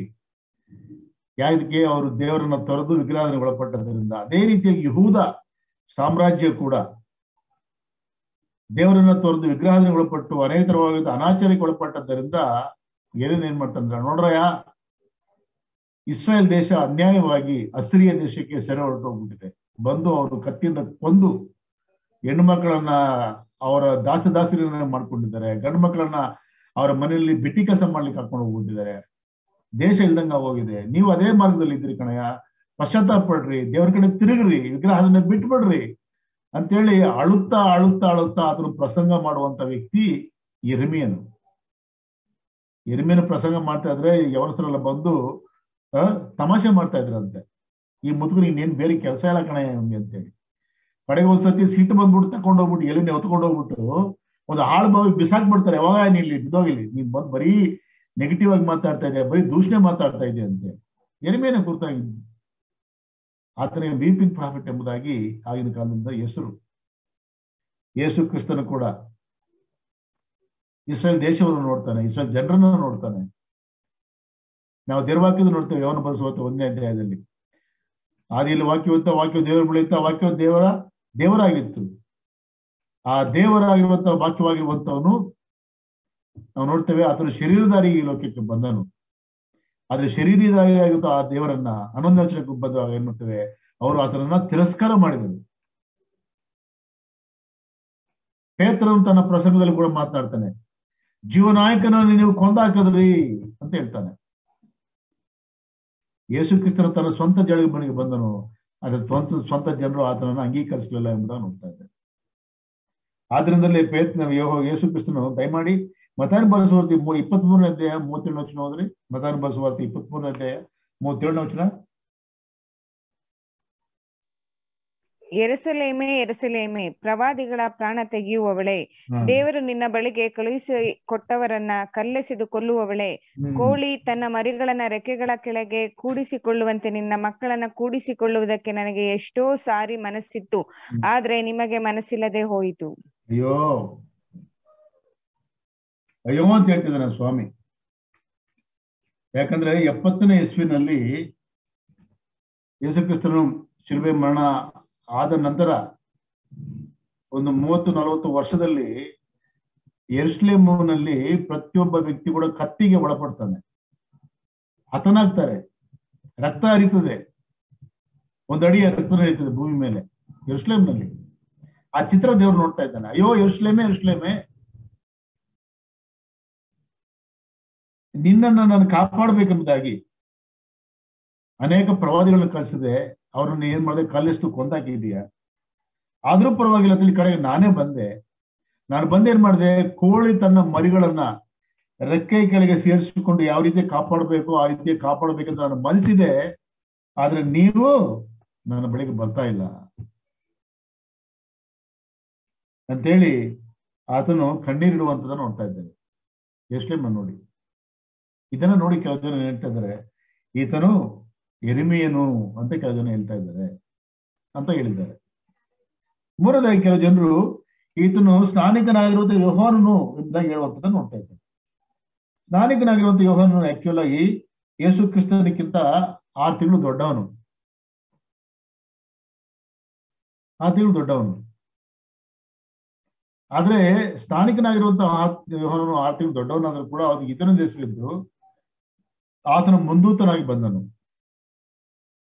ಇದ ಫೋರ್ ರನ್ನರ್ ಅಂದ್ರೆ ಯೇಸು ಕ್ರಿಸ್ತನು ಮೆಸ್ಸಾಯನು, ಆತನ ಅಭಿಷಕ್ತನು, ಆತನು ಈ ಲೋಕಕ್ಕೆ ಬರುವಂತ ಸಂದರ್ಭದಲ್ಲಿ ಆತನ ಕುರಿತಾಗಿ ಅನೌನ್ಸ್ ಮಾಡ್ಲಿಕ್ಕೋಸ್ಕರವಾಗಿ, ಆತನನ್ನು ಇಸ್ರಾಯೇಲ್ ದೇಶಕ್ಕೆ ಪರಿಚಯ ಮಾಡಿಕೊಳ್ಳಿಕ್ಕೋಸ್ಕರವಾಗಿ ಪ್ರತ್ಯೇಕವಾಗಿ ಅಭಿಷೇಕಿಸಲ್ಪಟ್ಟು ಆತ್ಮ ತುಂಬಿಸಲ್ಪಟ್ಟು ಕಳಿಸಲ್ಪಟ್ಟಿರುವಂತ ವ್ಯಕ್ತಿ ಸ್ನಾನಿಕನಾಗಿರುವಂತ ಯೋಹಾನನು. ಆತನ ಅದೇ ರೀತಿಯಾಗಿ ಆತನ ಬಂದ ಮೇಲೆ ಏನ್ ಮಾಡ್ತಾನೆ, ನಡೆದಾಡ್ತಿರೋದು ಯೇಸು ಕ್ರಿಸ್ತನನ್ನು ನೋಡಿ, ಈಗೋ ಯೋಹಾನ ಬರೆದ ಸುವಾರ್ತೆ 1ನೇ ಅಧ್ಯಾಯ 29 ನೋಡ್ತೇವೆ, ಈಗೋ ಯಜ್ಞಕ್ಕೆ ದೇವರು ನೇಮಿಸಿರುವಂತ ಕುರಿಮರಿ, ಲೋಕ ಪಾಪಗಳನ್ನು ಹೊತ್ತುಕೊಂಡು ಹೋಗುವಂತ ದೇವರು ನೇಮಿಸಿರುವಂತ ಕುರಿಮರಿ ಅಂತೇಳಿ ಸ್ನಾನಿಕನಾಗಿರುವಂತ ಯೋಹಾನನು ಯೇಸು ಕ್ರಿಸ್ತನಿಗೆ ಪರಿಚಯ ಮಾಡಿಕೊಡ್ತಾನೆ. ಆದ್ರೆ ಮುಂದಕ್ಕೆ ಏನಾಯ್ತಪ್ಪ ಅಂತಂದ್ರೆ, ಅಂತ ಸ್ನಾನಿಕನಾಗಿರುವಂತ ಯೋಹಾನನು ಆತನು ಪ್ರವಾದನೆಗಳು ಡೈರೆಕ್ಟ್ ಆಗಿ ಬರ್ತಾ ಇತ್ತು. ಎಷ್ಟು ಮಟ್ಟಿಗೆ ಅದನ್ನು ಮಾಡ್ತಾ ಇದ್ದಾನೆ ಅಂತಂದ್ರೆ, ಆತನು ಯೆಹೂದನನ್ನು ಕೂಡ ಆತನು ಪರಿಗಣಿಸದೆ ಆತನ ಪಾಪವನ್ನು ಎತ್ತಿ ತೋರಿಸ್ತಾನೆ. ಅದರ ಮುಖಾಂತರವಾಗಿ ಯೆಹೂದನು ಅವನನ್ನ ಸಾಯಿಸ್ತಾನೆ. ಸತ್ತ ಮೇಲೆ ಈ ಸ್ನಾನಿಕನಾಗಿರುವಂತ ಯೋಹಾನನ ಒಂದು ಸಂದೇಶ, ಆತನ ಒಂದು ಧೈರ್ಯ, ಆತನ ಒಂದು ಪ್ರಕಟಣೆ, ಇವನ್ನೆಲ್ಲ ನೋಡಿರುವಂತ ಜನರು ಯೇಸು ಕ್ರಿಸ್ತನು ಕೂಡ ಅದೇ ರೀತಿಯಾಗಿ ಬೋಧಿಸುವಂತದ್ದನ್ನು ನೋಡಿ, ಅದೇ ರೀತಿ ಯಾವುದೇ ರೀತಿಯಾಗಿ ಹೆದರಿಕೆ ಇಲ್ಲದೆ ಆತನು ಆಗಿನ ಕಾಲದ ನಾಯಕತ್ವವನ್ನಾಗಲಿ ಕೂಡ ಮುಖಾಮುಷ್ಟಿ ನೋಡದಲೆ ಬೋಧಿಸುವಂತ ಆ ಕಠಿಣವಾಗಿರುವಂತ ಬೋಧನೆಯನ್ನ ಕೂಡ ಕೇಳಿ ಏನ್ ಹೇಳ್ತಾ ಇದ್ದಾರೆ, ಯೇಸು ಕ್ರಿಸ್ತನ ಒಂದು ವೇಳೆ ಸ್ನಾನಿಕನಾಗಿರುವಂತ ಯೋಹಾನನೇ ಹುಟ್ಟಿ ಬಂದಿರ್ಬೇಕೇನೋ ಅನ್ನುವಂತ ರೀತಿಯಲ್ಲಿ ಕೂಡ ಹೇಳ್ತಾ ಇದ್ದಾರೆ ಅನ್ನುವಂಥದ್ದನ್ನ ಶಿಷ್ಯರು ತಿಳಿಸ್ತಾ ಇದ್ದಾರೆ. 4ನೇದಾಗಿ ಅವ್ರು ಹೇಳ್ತಾ ಇದ್ದಾರೆ, ಈ may be any other problem, ಬೇರೆ ಯಾವುದೋ ಪ್ರವಾದ ಇರ್ಬೋದು ಅನ್ನುವಂಥದ್ದನ್ನ ನೋಡ್ತಾ ಇದ್ದೇವೆ. ಸೊ ಇಲ್ಲಿ ಶಿಷ್ಯರು 3 ಸ್ಪೆಸಿಫಿಕ್ ಆಗಿ ಒಂದು ಜನರಲ್ ಆಗಿ ಆನ್ಸರ್ ಕೊಡ್ತಾ ಇದ್ದಾರೆ. ಆತನು ಏಲಿಯನಿರಬಹುದು, ಆತನು ಯೆರೆಮೀಯನ್ ಇರಬಹುದು, ಅಥವಾ ಆತನು ಸ್ನಾನಿಕನಾಗಿರುವಂತ ಯೋಹಾನನ್ ಇರಬಹುದು, ಅಥವಾ ಬೇರೆ ಯಾವುದೇ ಪ್ರಾಫಿಟ್ ಆಗಿರ್ಬೋದು ಅಂತ ಹೇಳಿ ಅವರು ಉತ್ತರ ಕೊಡುವಂಥದ್ದನ್ನ ನಾವು ನೋಡ್ತಾ ಇದ್ದೇವೆ. ಒಂದು ವೇಳೆ ಅದೇ ಪ್ರಶ್ನೆ ಇವತ್ತು ಒಂದು ವೇಳೆ ಈ ಲೋಕದಲ್ಲಿರುವಂತ ನಮ್ಮನ್ನ ದೇವ್ರಿಗೆ ಕೇಳಿದ್ರೆ ನಾವೇನು ಉತ್ತರ ಕೊಡ್ತೀವಿ? ಲೋಕದವ್ರು ಏನ್ ಹೇಳ್ತಾ ಇದ್ದಾರೆ ನಮಗೆ ಗೊತ್ತಿದೆಯಾ? ನಿಮಗೆ ಗೊತ್ತಿದೆಯಾ ಲೋಕದವ್ರು ಏನ್ ಹೇಳ್ತಾ ಇದ್ದಾರೆ ಅಂತ ಹೇಳಿ? We have different varieties of answers. ಒಂದು ವೇಳೆ ಇಸ್ಲಾಂ ಬಗ್ಗೆ ತಗೊಳ್ಳೋದಾದ್ರೆ, ಅಥವಾ ಕುರಾನಲ್ಲಿ ಕೂಡ ಅದು ಬರೆಯಲ್ಪಟ್ಟಿದೆ. ಇಸ್ಲಾಂ ಸಂಬಂಧಪಟ್ಟಿರುವಂತಹ ಮುಸ್ಲಿಮರು ಕೂಡ ಯೇಸು ಕ್ರಿಸ್ತನ ಕುರಿತ ಏನ್ ಮಾತಾಡ್ತಾರೆ ಗೊತ್ತಾ? ಅವರಲ್ಲಿ ಸುಮಾರು 500ಕ್ಕೂ ಹೆಚ್ಚಾಗಿರುವಂತಹ ಪ್ರವಾದಿಗಳಿದ್ದಾರೆ ಕುರಾನ್ನಲ್ಲಿ. ಅದರಲ್ಲಿ 26 ಪ್ರವಾದಿಗಳು ಪ್ರಾಮುಖ್ಯವಾಗಿರುವಂತವು. ಆ ಪ್ರಾಮುಖ್ಯವಾಗಿರುವಂತ 26 ಪ್ರವಾದಿಗಳಲ್ಲಿ ಯೇಸು ಕ್ರಿಸ್ತರು ಕೂಡ ಒಬ್ಬನು ಅನ್ನುವಂಥದ್ದು ಅವ್ರು ಹೇಳ್ತಾರೆ. ಮತ್ತು ಯೇಸು ಕ್ರಿಸ್ತನ ಜನನದ ಕುರಿತಾಗಿ ಹೇಳ್ತಾರೆ, ಆತನು ಕನ್ಯೆ ಮರಳಿಗೆ ಹುಟ್ಟಿದ್ದಾನೆ ಎಂಬುದಾಗಿ ಕುರಾನ್ನಲ್ಲಿ ಬರೆಯಲ್ಪಟ್ಟಿದೆ ಅಂತ ಹೇಳ್ತಾರೆ. ಮತ್ತು ಯೇಸು ಕ್ರಿಸ್ತನ ಅದ್ಭುತ ಕಾರ್ಯಗಳನ್ನ ಮಾಡುವಂಥದ್ದು ಕುರಾನ್ನಲ್ಲಿ ಬರೆಯಲ್ಪಟ್ಟಿದೆ. ಯೇಸು ಕ್ರಿಸ್ತನ ಪರಿಶುದ್ಧನಾಗಿರುವಂತಹ ವ್ಯಕ್ತಿ ಎಂಬುದಾಗಿ ಕುರಿಯಲ್ಪಟ್ಟಿದೆ. ಮತ್ತು ಯೇಸು ಕ್ರಿಸ್ತನು ಆತನು ತಿರುಗಿ ಈ ಲೋಕಕ್ಕೆ ಆತನು ಬರ್ತಾನೆ ಅಂದ್ರೆ 2ನೇ ಬರಣ ಕುರಿತಾಗಿ ಕುರಾನ್ನಲ್ಲಿ ಬರೆಯಲ್ಪಟ್ಟಿದೆ. ಎಲ್ಲ ಹೇಳ್ತಾರೆ ಯೇಸು ಕ್ರಿಸ್ತನ ಕುರಿತಾಗಿ, ಅವರು ಕುರಾನ್ನಲ್ಲಿ ಬರೆಯಲ್ಪಟ್ಟಿದೆ ಎಂಬುದಾಗಿ ಹೇಳ್ತಾರೆ. ಕೆಲವು ಸರ್ತಿ ಅವ್ರು ಎಲ್ಲಿವರೆಗೂ ಹೇಳ್ತಾರೆ ಅಂತಂದ್ರೆ, we are more Christian than Christians ಅಂತ ಹೇಳ್ತಾರೆ. ಈ ಯಾರು ನಮ್ಮ ಒಬ್ಬ ಇವನಿದ್ದಾನೆ, ಯಾರು ಮುಸ್ಲಿಂ ಮುಸ್ಲಿಂ ಅಪಾಸಿಟಿಕ್ ಮಾಡುವಂತವನು ಇದ್ದಾನೆ ಒಬ್ಬನ, ಏನಪ್ಪ ಅಂದ್ರೆ ಅವನ ಹೆಸರು ಸೌತ್ ಆಫ್ರಿಕಾದಲ್ಲಿ ಅಹಮದ್ ದಿದಾದ್ ಅಂತ ಒಬ್ಬ ಇದ್ದ, ಅವ್ನು ಸತ್ತೋದ. ಅವ್ನು ಹೋದ್ಮೇಲೆ ನಮ್ಮ ಇಂಡಿಯಾ ದೇಶದಲ್ಲಿ ಒಬ್ಬ ಬಂದ, ಅವನ ಹೆಸರು ಮತ್ತೋಗಿದೆ, ಹೆಸರು ಅಂತದ್ದು ಯಾರು ಜ್ಞಾಪಕ ಇದೆಯಾ?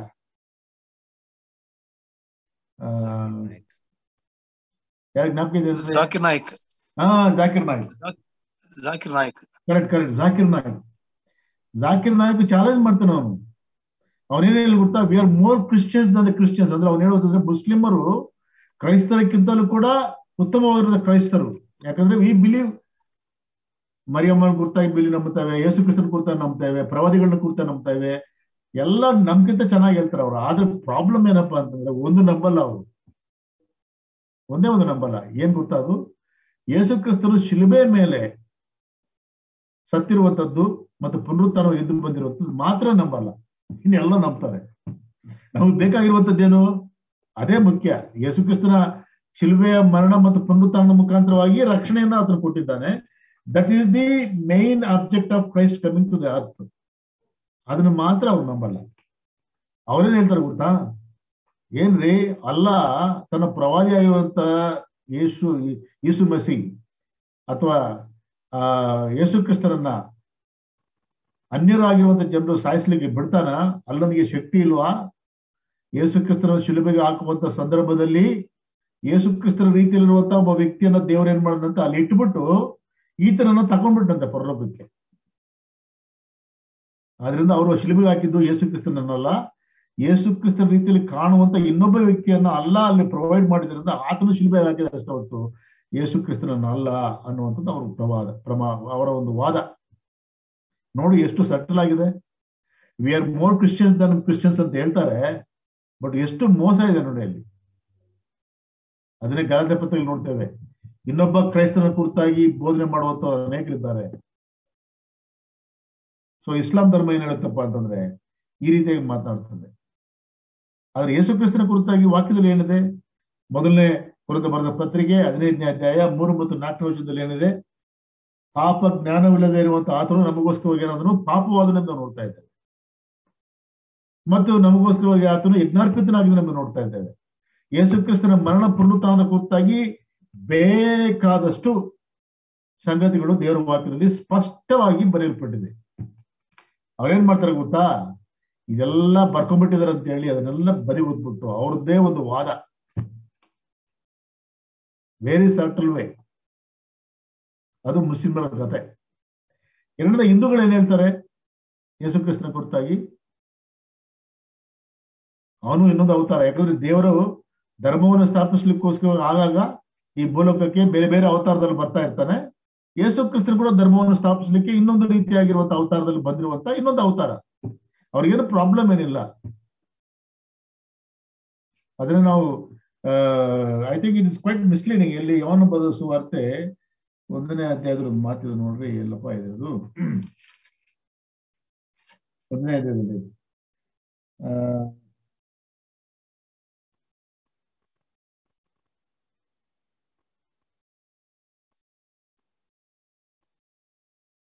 ನರಾವತಾರವಾಗಿ ಎತ್ತು ಬಂದ ನಮ್ಮಂತ ಮಾತಿಲ್ಲ.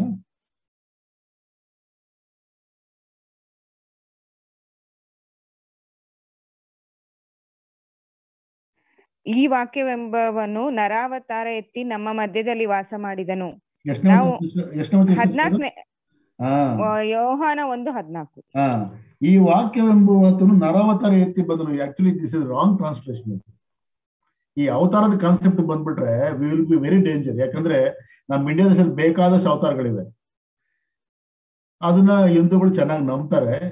ಯೇಸು ಕ್ರಿಸ್ತನು ಕೂಡ ನರಾವತಾರ ಅಂತಂದ್ರೆ there is not any problem at all. Actually ಇದು ಏನಪ್ಪಾ ಅಂತಂದ್ರೆ ಇಂಗ್ಲಿಷ್ ನಲ್ಲಿ ಬರುತ್ತೆ, ಈ ಬಿಕೇಮ್ ಫ್ಲೆಶ್. ಈ ವಾಕ್ಯವೆಂಬ ಏನಾದನು ಶರೀರಧಾರಿ ಆದನು ಅನ್ನುವಂಥದ್ದು ಕರೆಕ್ಟ್ ವರ್ಡ್. ಅದು ನರಾವತಾರ ಅಲ್ಲ. ಅವತಾರ ಅಂತ ಅಂದ್ಬಿಟ್ರೆ 12 ಅವತಾರಗಳಿದೆ, ಅದ್ರಲ್ಲಿ ಇದು ಒಂದು ಅವತಾರ. ನಾವೇನು ಪ್ರಾಬ್ಲಮ್ ಇಲ್ಲ, ಬೇಕಾದ್ರೆ ನಾವು ಬರ್ತೀವಿ, ಪೂಜೆ ಮಾಡ್ತೀವಿ, ನಮ್ ಪೂಜೆ ನಮ್ ದೇವರಿಗೆ, ನೀವು ಬರ್ರಿ, ನೀವು ಪೂಜೆ ಮಾಡ್ರಿ. ಈ ಪ್ರಾಬ್ಲಮ್ ಸ್ಟಾರ್ಟ್ ಆಗೋಗುತ್ತೆ. ಆಕ್ಚುಲ್ ಆಗಿ ವರ್ಡ್ ಏನಪ್ಪಾ ಅಂತಂದ್ರೆ ಕಿಂಗ್ ಜೇಮ್ಸ್ ವರ್ಷನ್ ಈ ಬಿಕೇಮ್ ಫ್ಲೆಶ್ ಅಂತ ಇದೆ. ಆಂಪ್ಲಿಫೈಡ್ ಬೈಬಲ್ ಅಂದ್ರೆ ಏನಿದೆ ಗೊತ್ತಾ? ಈ ಟೆಬರ್ನಾಕಲ್ಡ್ ಅಮಾಂಗ್ ಅಸ್ ಅಂತ ಇದೆ. ವಾಕ್ಯವೆಂಬಾತನು, the word was tabernacled among us. ಅಂದ್ರೆ ವಾಕ್ಯವಾದಂತವನು ದೇವದರ್ಶನ ಗುಡಾರವಾಗಿ ಈ ಲೋಕದಲ್ಲಿ ಬಂದನು ಅಂತ ಹೇಳಿ.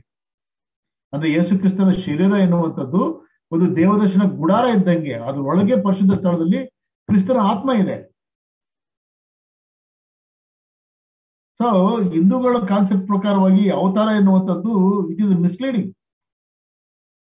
ಯೇಸು ಕ್ರಿಸ್ತನ್ ಏನ್ ಹೇಳ್ತಾ ಇದ್ದಾನೆ, ಅವ್ರು ಏನ್ ಹೇಳ್ತಾರೆ, ಇದ ಗಾಡ್ ಮ್ಯಾನ್, ಅವನು ಒಬ್ಬ ಅವತಾರ, ಏನ್ ಪ್ರಾಬ್ಲಮ್ ಇಲ್ಲ ಅವ್ರಿಗೆ. ಬಟ್ ಯಾವ ಪ್ರಾಬ್ಲಮ್ ಬರುತ್ತೆ, ಇಲ್ಲ ರೀ, ಆತನೊಬ್ಬನೇ ನಿಜವಾಗಿರುವಂತ ದೇವರು ಮನುಷ್ಯನಾಗಿ ಬಂದಿರುವಂತವನು, ದೇವರು ಶರೀರದಾಗಿ ಬಂದಿದ್ದಾನೆ, ಆತನೇ ದೇವರು, ಅವನೊಬ್ಬನೇ ಅಂತಂದ್ರೆ ಮಾತ್ರ ಪ್ರಾಬ್ಲಮ್ ಅವ್ರಿಗೆ. ಯಾಕಂದ್ರೆ ಯೇಸು ಕ್ರಿಸ್ತನು ನಮ್ಮಂತ ಒಂದ್ 3,000 ಕೋಟಿ ದೇವರುಗಳಿದ್ದಾರೆ, ಅದರಲ್ಲಿ ಯೇಸು ಕ್ರಿಸ್ತನು ಒಬ್ಬ ದೇವರು ಅಂತಂದ್ರೆ ಅವ್ರಿಗೇನು ಪ್ರಾಬ್ಲಮೇ ಇಲ್ಲ. ಯಾವ ಪ್ರಾಬ್ಲಮ್ ಸ್ಟಾರ್ಟ್ ಆಗುತ್ತೆ ಗೊತ್ತಾ, ಯಾವ ದೇವರು ಇಲ್ಲಪ್ಪ, ಇವನೊಬ್ಬನೇ ದೇವರು, ಈತನೇ ನಿಜವಾಗಿರೋ ದೇವರು ಅಂದ್ರೆ ಪ್ರಾಬ್ಲಮ್ ಸ್ಟಾರ್ಟ್ ಆಗುತ್ತೆ. ಈಗಾಗಲೂ ಅದೇ ಪ್ರಾಬ್ಲಮ್. ಹಿಂದೂಗಳ concept of Jesus Christ is like that. ಮತ್ತೆ ರ್ಯಾಷನಲಿಸ್ಟ್ ಏನ್ ಮಾಡ್ತಾರೆ ಗೊತ್ತಾ, ಯೇಸು ಕ್ರಿಸ್ತನು ಒಬ್ಬ ರಿಫಾರ್ಮರ್ ಅಂತ ಹೇಳ್ತಾರೆ. ಈಗ ಬಸವಣ್ಣ ಇಸ್ ಕನ್ಸಿಡರ್ಡ್ ರಿಫಾರ್ಮರ್. ಆಗಿನ ಕಾಲದಲ್ಲಿ ಅನೇಕ ತರವಾಗಿರುವ ಜಾತಿ ಕುಲ ಭೇದದಿಂದ ಮುಖ್ಯವಾಗಿ SC/ST ಸಂಬಂಧಪಟ್ಟಿರುವಂತರು ತುಳಿತಕ್ಕೆ ಒಳಪಟ್ಟು ಅನ್ಯಾಯಕರವಾಗಿರುವಂತ ರೀತಿಯಲ್ಲಿ ಅವರು ದಬ್ಬಾಳಿಗೆ ಒಳಪಟ್ಟದ್ರಿಂದ ಅವರಿಗೆ ಬಿಡುಗಡೆ ಕೊಡುವಂತ ಒಬ್ಬ ರಿಫಾರ್ಮರ್ ಆಗಿ ಬಸವಣ್ಣ ಬಂದಲ್ಲ, ಅದೇ ರೀತಿಯಲ್ಲಿ ಕೂಡ ಯೇಸು ಕ್ರಿಸ್ತನ ಒಬ್ಬ ರಿಫಾರ್ಮರ್ ಅಂತೇಳಿ ರಾಷ್ಟ್ರಸ್ಟ್ ಹೇಳ್ತಾರೆ. ಬುದ್ಧಿಸ್ಟ್ ಏನ್ ಹೇಳ್ತಾರೆ, ಯೇಸು ಕ್ರಿಸ್ತನ ಎನ್ಲೈಟೆಂಡ್ ಒನ್ ಅಂತೇಳಿ. ಅಂದ್ರೆ ಕೆಲವು ಜನರಿಗೆ ಜ್ಞಾನೋದಯ ಆಗುತ್ತೆ, ಬುದ್ಧನಿಗೆ ಜ್ಞಾನೋದಯ ಆಯ್ತು, ಬುದ್ಧಿ ಬೂದ ಎಂತದ್ದು ಗಿಡದ ಕೆಳಗೆ, ಅದೇನೋ ಹೊರಡು ಬೂದ ಏನೋ ಇದೆಯಪ್ಪ. ಓಕೆ, ಸೊ ಅದೇ ರೀತಿಯಾಗಿ ಯೇಸು ಕ್ರಿಸ್ತನು ಕೂಡ ಜ್ಞಾನೋದಯ ಹೊಂದಿರುವಂತ ಒಂದು ಆತ್ಮ ಎಂಬುದಾಗಿ ಬುದ್ಧಿಸ್ಟ್ ಹೇಳ್ತಾರೆ. ಅವ್ರಿಗೂ ಆ ರೀತಿಯ ಒಂದು ವರ್ತನೆ ಇದೆ.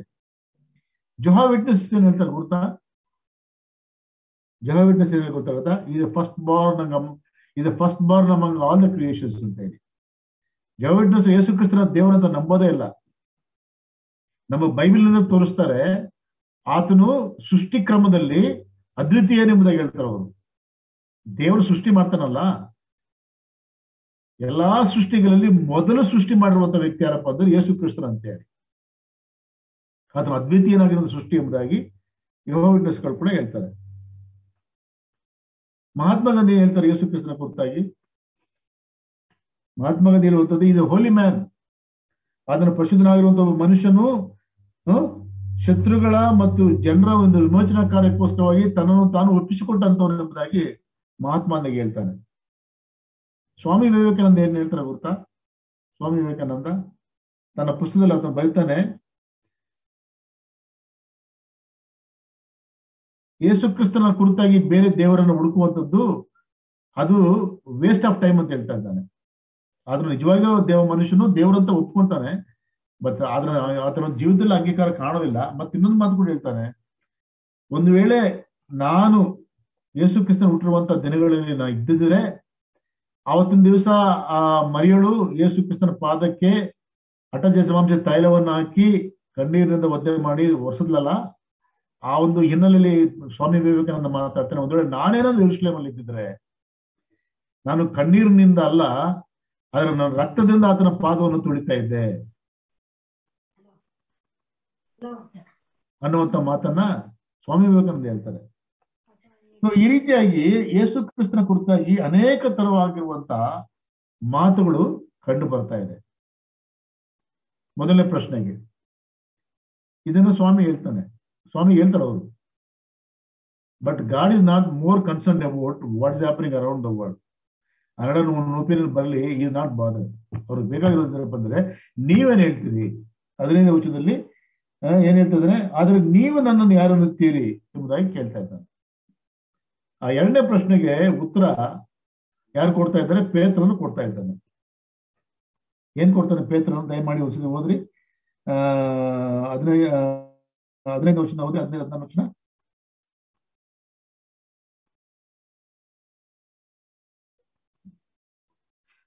ಮತ್ತಾಯನ ಬರೆದ ಸುವಾರ್ತೆ 16ನೇ ಅಧ್ಯಾಯ 15 ಮತ್ತು 16ನೇ ವಚನ.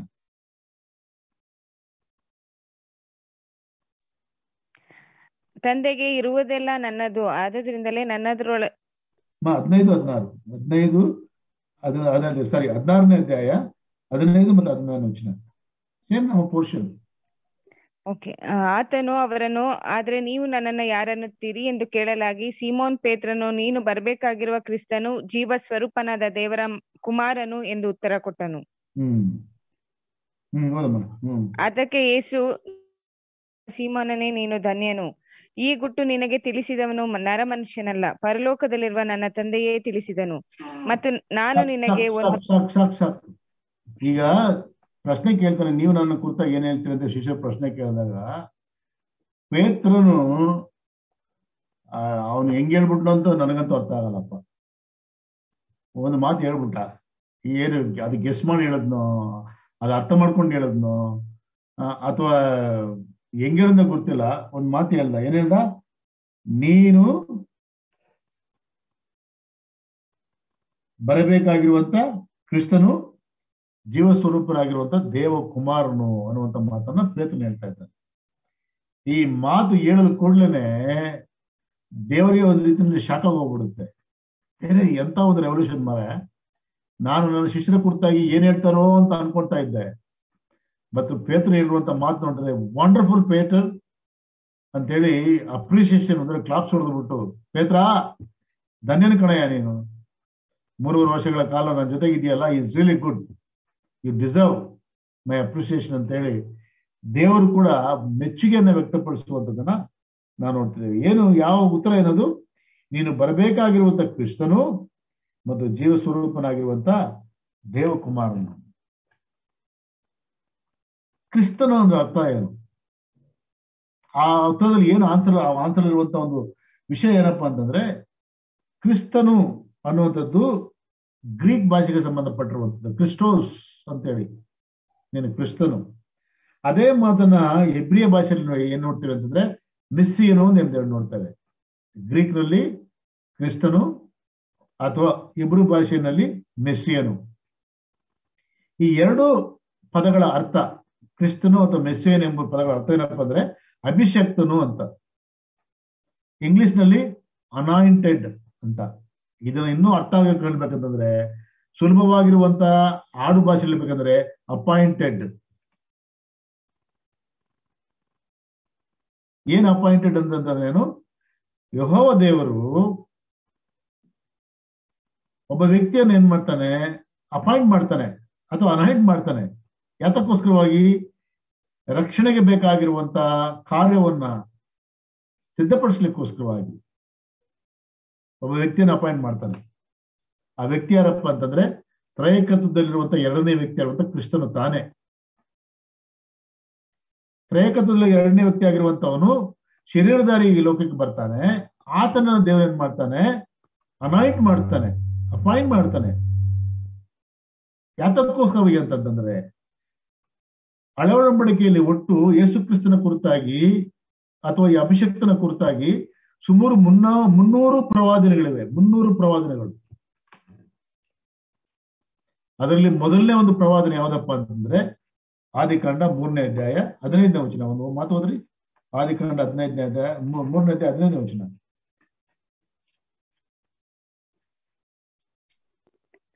ನಿನಗೂ ಈ ಸ್ತ್ರೀಗೂ, ನಿನ್ನ ಸಂತಾನಕ್ಕೂ ಈ ಸ್ತ್ರೀಯ ಸಂತಾನಕ್ಕೂ ಹಗೆತನವಿರುವ ಹಾಗೆ ಮಾಡುವೆನು. ಈಕೆಯ ಸಂತಾನವು ನಿನ್ನ ತಲೆಯನ್ನು ಜಜ್ಜುವುದು, ನೀನು ಅದರ ಹಿಮ್ಮಡಿಯನ್ನು ಕಚ್ಚುವಿ ಎಂದು ಹೇಳಿದನು. ಇದು ಮೊದಲನೇ ಪ್ರವಾದನೆ. ಇದು ಯಾರಿಗೆ ಹೇಳುವಂತ ಮಾತು? ಸರ್ಪದ ರೂಪದಲ್ಲಿರುವಂತ ಸೈತಾನಿಗೆ ಹೇಳುವಂತ ಮಾತು. ಯಾವಾಗ ಹೇಳುವಂತ ಮಾತು? ಸೈತಾನನೇ ನನ್ನ ಒಂದು ಸೃಷ್ಟಿಯನ್ನ ಏನ್ ಮಾಡಿದೆ, ಒಟ್ಟಿನಲ್ಲಿ ಹಾಳು ಮಾಡಕ್ ಬಿಟ್ಟಿಯಲ್ಲ ಯಪ್ಪ. ಅವರನ್ನ ನಾನು ಪವಿತ್ರವಾದ ಸ್ಥಿತಿಯಲ್ಲಿ ಉಂಟು ಮಾಡಿದ್ರೆ ನೀನು ಅವ್ರಿಗೆ ಪಾಪನ ಏನ್ ಮಾಡ್ಬಿಟ್ಟೆ, ಅವರ DNA ಸೇರಿಸ್ಬಿಟ್ಟು ಅವ್ರನ್ನ ಮರಣಕ್ಕೆ ಒಳಪಡಿಸಿದ್ದೀಯ, ಅವ್ರನ್ನ ಪಾಪಕ್ಕೆ ಒಳಪಡಿಸಿದ್ದೀಯ, ನೀನು ಅವ್ರನ್ನ ಮೋಸ ಮಾಡಿದ್ದೀಯ. ಆದ್ರೆ ಕೇಳು, ಮುಂದೆ ಒಂದು ಸ್ತ್ರೀ ಸಂತಾನ ಬರುತ್ತೆ. ಆ ಸ್ತ್ರೀ ಸಂತಾನ ಬಂದಾಗ ಏನ್ ಮಾಡ್ತಾನೆ? ನಿನ್ನ ತಲೆನ ಜಜ್ಜಾಗ್ತಾನೆ. ಈ ಸ್ತ್ರೀ ಸಂತಾನ ಯಾರಪ್ಪ ಅಂತಂದ್ರೆ ನಮ್ಮ ರಕ್ಷಕನಾದ ಯೇಸು ಕ್ರಿಸ್ತನ ತಾನೆ. ನಾವೆಲ್ಲ ಯಾರು? ನಾವೆಲ್ಲರೂ ಕೂಡ ಪುರುಷ ಸಂತಾನದವರು, ತಂದೆಗೆ ಹುಟ್ಟಿರುವಂತವ್ರು ನಾವೆಲ್ಲ. ಆದ್ರೆ ಯೇಸು ಕ್ರಿಸ್ತನ ತಂದೆ ಸಹಾಯವಿಲ್ಲದೆ ಪವಿತ್ರಾತ್ಮನಿಂದ ಕನ್ಯೆ ಮರಿಯಳ ಗರ್ಭದಲ್ಲಿ ಪ್ರವೇಶ ಮಾಡಿ ಆತನು ಪರಲೋಕದ ತಂದೆಯ ಮಗನಾಗಿ ಆತನು ಹುಟ್ಟಿರುವಂತವನು ಕ್ರಿಸ್ತನು, ಆತನೇ ಶ್ರೀ ಸಂತಾನ. ಆ ಶ್ರೀ ಸಂತಾನವಾಗಿರುವುದು ಯೇಸು ಕ್ರಿಸ್ತನ ಕಲ್ವಾರಿ ಕ್ರೂಜಲ್ಲಿ ಆತ ಏನ್ ಮಾಡ್ತಾನೆ ಅಂತಂದ್ರೆ, ಮನುಷ್ಯನ ಪಾಪ ನಿವಾರಣೆಗೋಸ್ಕರವಾಗಿ ಯಜ್ಞಾರ್ಪಿತನಾಗುವಂಥದ್ದು ಮಾತ್ರವಲ್ಲದೆ ಸೈತಾನನನ್ನು ಕೂಡ ಅದನ್ನು ಜಜ್ಜಿ ಹಾಕುವಂತ ಕಾರ್ಯಕ್ರಮವನ್ನ ಕಲ್ವಾರಿ ಕ್ರೂಜ್ ನೆರವೇರಿಸಲಿಕ್ಕಿದ್ದಾನೆ ಅನ್ನುವಂಥದ್ದು ಒಂದು ಪ್ರವಾದನೆ. ಇಂಥ ಪ್ರವಾದನೆಗಳು ಹಳೆ ಒಡಂಬಡಿಕೆಯಲ್ಲಿ ಮುನ್ನೂರವೇ. ಅವನ್ನೆಲ್ಲವನ್ನು ಕೂಡ ನೆರವೇರಿಸಲಿಕ್ಕೋಸ್ಕರವಾಗಿ ಅನಾಯಿಂಟ್ ಆಗಿರುವಂತ ವ್ಯಕ್ತಿ ನೀನು ಅಂತ ಅರ್ಥ. ಅದು ನೀನು ಕ್ರಿಸ್ತನು ಅಥವಾ ನೀನು ಅಭಿಷಕ್ತನು, ನೀನು ಮೆಸ್ಸಾಯನು ಅಂತ ಅರ್ಥ ಏನಪ್ಪ ಅಂತಂದ್ರೆ, ಇವನ್ನೆಲ್ಲವನ್ನು ಕೂಡ ನೀನು ನೆರವೇರಿಸಲಿಕ್ಕೋಸ್ಕರವಾಗಿ ಕಳಿಸಲ್ಪಟ್ಟಿರುವಂತಹ, ದೇವರಿಂದ ಕಳಿಸಲ್ಪಟ್ಟಿರುವಂತಹ ವ್ಯಕ್ತಿ ನೀನೆಂಬುದಾಗಿ ಪೇತ್ರನು ಹೇಳುವಂಥದ್ದನ್ನು ನೋಡ್ತಾ ಇದ್ದೇವೆ. ಈ ಮಾತು ಕೇಳಿ ದೇವರಿಗೆ ತುಂಬಾ ಖುಷಿ ಆಗೋಗುತ್ತೆ. ಆದ್ರೆ ಒಂದು ಮಾತು ಹೇಳ್ತಾನೆ ನೋಡ್ರಿ, ಏನ್ ಹೇಳ್ತಾನೆ ಕಡೆದಾಗಿ, ಅದಕ್ಕೆ ಯೇಸು, ಯೋನನ ಮಗನಾದ ಸಿಮೋನನೇ ನೀನು ಧನ್ಯನ ಕಣಯ್ಯ. ಯೇಸು ಕ್ರಿಸ್ತನನ್ನ ಯಾರು ಈ ರೀತಿಯಾಗಿ ಅರ್ಥ ಮಾಡ್ಕೊಂತಾರೋ ಅವರು ಧನ್ಯರು.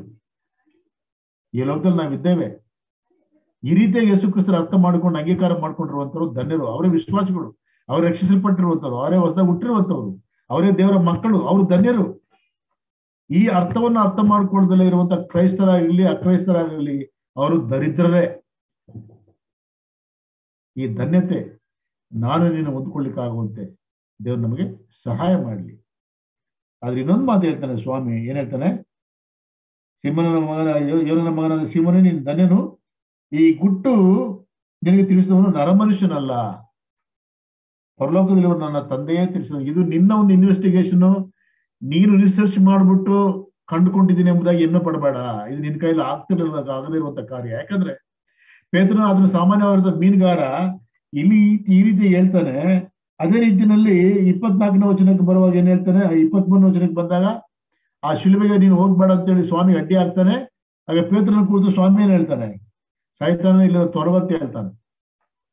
ಅದರಿಂದ ಈ ಒಂದು ಕಾಂಟೆಕ್ಸ್ಟ್ ನಲ್ಲಿ ಪೇತ್ರನಿಗೆ ಈ ರೆವಲ್ಯೂಷನ್ ಹೇಳಿದ್ರೆ ಅಂತಂದ್ರೆ, ಪೇತ್ರನೇ ಇದು it's not your investigation or your understanding or your kind of fact finding mission ಮುಖಾಂತರವಾಗಿ ಪಡೆದುಕೊಂಡಿರುವಂತ ಸತ್ಯ ಅಲ್ಲ. ಇದು ದೇವರ ಆತ್ಮ ನಿನಗೆ ಬಯಲುಪಡಿಸಿದ್ದಾರೆ.